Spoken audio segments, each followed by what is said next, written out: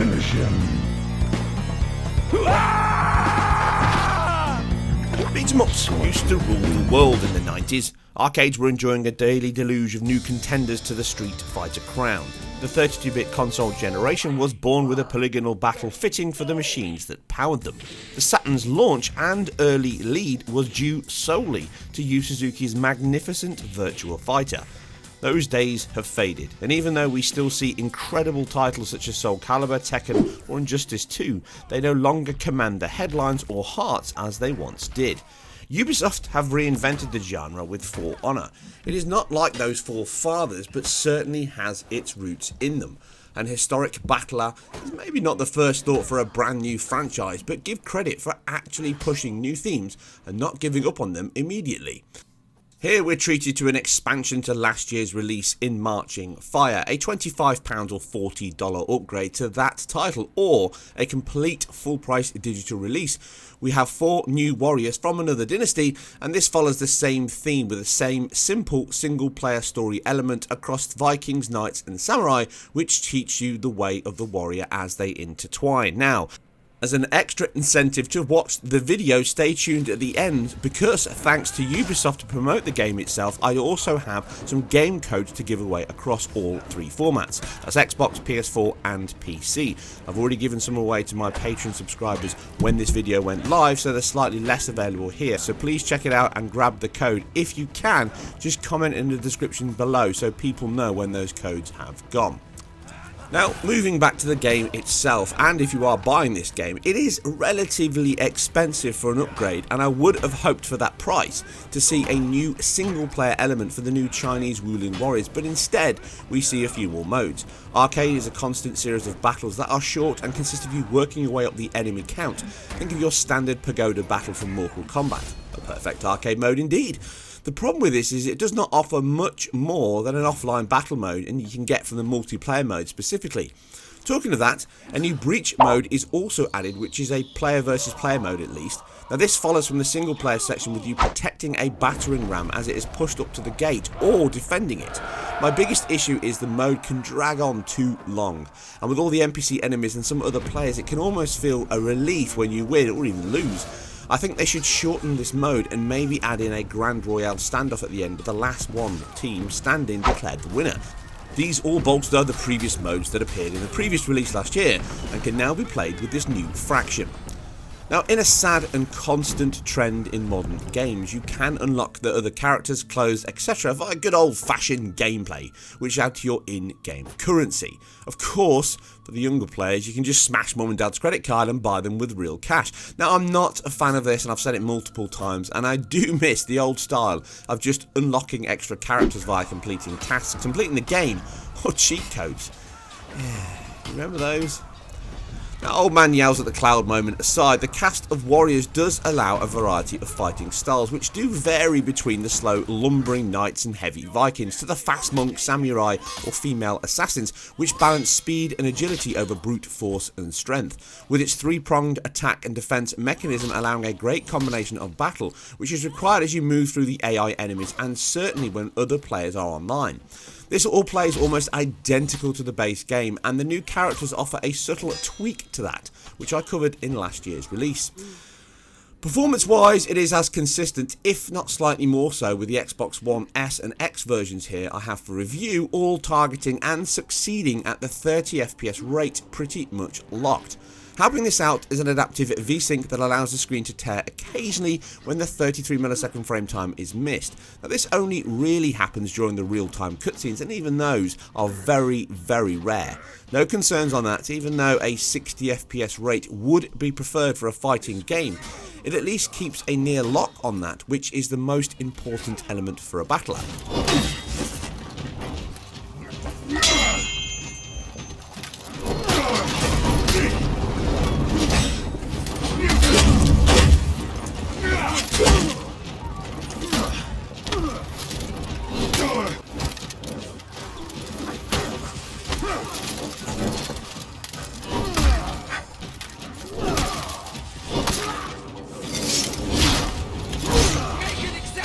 If you crave those 60Hz rates, then the PC version obviously allows for that if that is your platform of choice. Now visually we are looking at the two ends of the console space, with the S model here delivering what looks to be a locked 1728 by 972, but this is backed up by a temporal AA element from the Anvil Next engine, which is under the hood. This has a reconstruction element that can give higher counts, but I think we are looking at a fixed resolution rather than a dynamic one here, as the TAA softens the image very quickly, which is further softened by the intense chromatic aberration across the frame. You can see an example on screen. I can see the aesthetic choice here, and it can work, just not all the time. An option to disable this effect on consoles would be appreciated by me. Texture quality is good but not great for such a small linear title with very obvious low bit and resolution textures used that can look stretched and blurry during gameplay and close-up cinematics. HBAO is again used, which delivers a great depth and solidity to objects and geometry in the game, offering a strong occlusion to recessed areas that removes the screen space artifacts we normally see from the screen space version. Filtering is good, as is lighting, with bloom elements and sun rays that break through tree lines and buildings. The common or garden cutbacks are used when half-rate effects in the background, such as the smoke effect, which all help to keep the performance as solid as it is. Something that really adds to the smooth motion and high quality look and animation as a whole is the per object motion blur. Now this is an effect I've stated for a while now that the Assassin's Creed titles should also include, as I think it would really help them smooth the game's clunky at times animation system. We can see here with For Honor that the engine not only supports it, the quality is very good and just emphasises the fluidity the motion matched animation system the game uses. Now, you may have heard much more about this effect with The Last of Us 2 E3 gameplay that I covered earlier this year. Now, even though it puts the incredible data-driven animation system on the map, this game was the first shipped title to use those node-based blending animation systems. It enables the team to motion capture multiple sets of movement, and the engine determines in real time what sequences will work best and then blends from one to the other, and even mid-sequence. The benefit of this is a huge level of animation sets, adding unique looks across various gameplays, and it's far more organic motion, mixing up that takes into account motion vectors, inverse kinematics, raycast, momentum, and much more. It even allows teams to ship a new game now, and then create more motion sets at a later date, and simply add them into the game later via an update, which will add to the repertoire the engine can use and enhances that realism further. It may also be how we're seeing these additional clans loaded in now with new animation sets. A fighting game such as this is a great way to show this off, and although the technique and blending methods looked better from Naughty Dog's use, these are still some of the most fluid animation routines in modern games, and a step up over the clunky shifts and jumps we still see in Assassin's Creed. Last year's Wildlands also supports this technique, and although much better than Assassin's Creed titles, For Honor, in my opinion, still shows this off to a better degree. My only gripe is that even the faster fighters, such as the new Monk, have a slow, weighted feel to them. I would love to see a hand-to-hand fighter use this technique with the closest we have seen in EA's UFC titles, which supports a similar animation method but not the same. This exquisite animation and per object motion blur are a big reason this game looks so good, and even though this new update also ships with graphical enhancements which include a refinement to the global illumination system, the varied texture quality, low polygonal models and strong diffuse materials of the PBR system do let the overall visual quality down compared to some other titles. The large characters and arenas do go some way to explaining all that.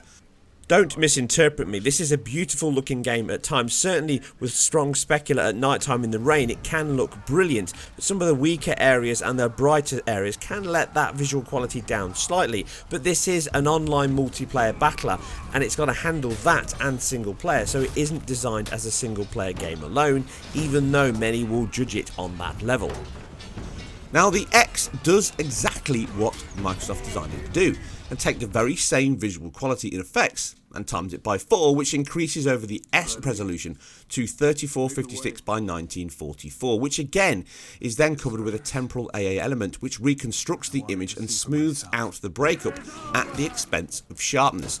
This results in a game that looks close to native 4K on a UHD screen and is instantly sharper than the S model, even if the TAA and CA can reduce the leap in resolution slightly. The performance, as covered before, is also mirrored here, showing that the X is literally 4 times more powerful than the S, with no other work being required.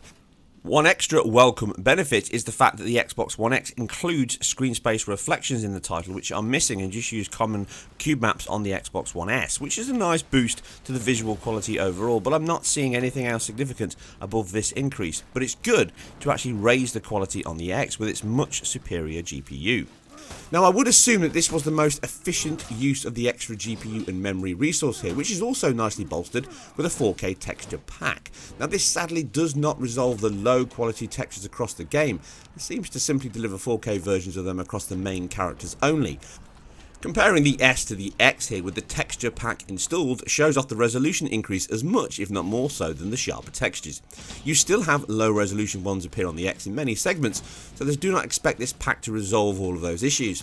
The other letdown is the pre-rendered video files are still in 1080p and look very compressed, muddy and dark compared to the real-time ones, and this is a stark shift on the X.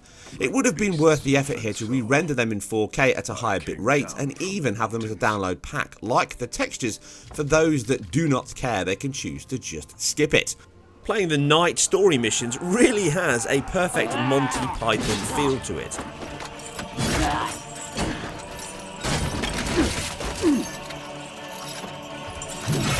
Yeah, just a flesh wound. In the end, this is an expensive expansion that does offer up a few new modes and uses the X well without adding a great deal to the core game. For £5 or £10 less, I would have thought it offered a fair price for what you get. But the arcade mode will likely be ignored by most, and the breach mode is not exciting enough to warrant the price, and the new warriors, although good, really deserve their own story to introduce them properly, but the animation system is the real star here for me. The only problem Ubisoft have is the core game has all these already and can be picked up for less than the expansion, and as much as I enjoy the game and these new additions, my recommendation is to pick up that instead of the Marching Fire Edition, as it offers the same tactical combat, player versus player and identical story portions for much better value, and I do wonder who this expansion pack is aimed at aside the very hardcore player base. And with that, we come to an end of another video. I hope you enjoyed it, and if you are interested in this title, you can also buy it anywhere online, but if you are lucky enough to be watching this right at the start, then if you've got a PC, an Xbox or a PS4, you can see on screen the codes that I have available. Not many, and I really would like to thank Ubisoft for giving me these codes to allow me to give them out on this video and also promote the game itself. Like I say, the game is enjoyable, if not the best value for money for an expansion pack, but it is still a great battler. Grab the codes and download them if you can, but please just let me know in the comments when you've grabbed it so people don't keep trying to download these codes, which will likely be gone in the first 10 minutes of this video going up. Thank you to my patrons who also got access to some codes themselves. I hope you enjoyed them, and for everyone watching, if you do like this or anything else that I put together, please like, share and talk about it where appropriate. But for now, I'm off to smash somebody's face in with a huge axe, because that's what Vikings do. I'll catch you on the next one.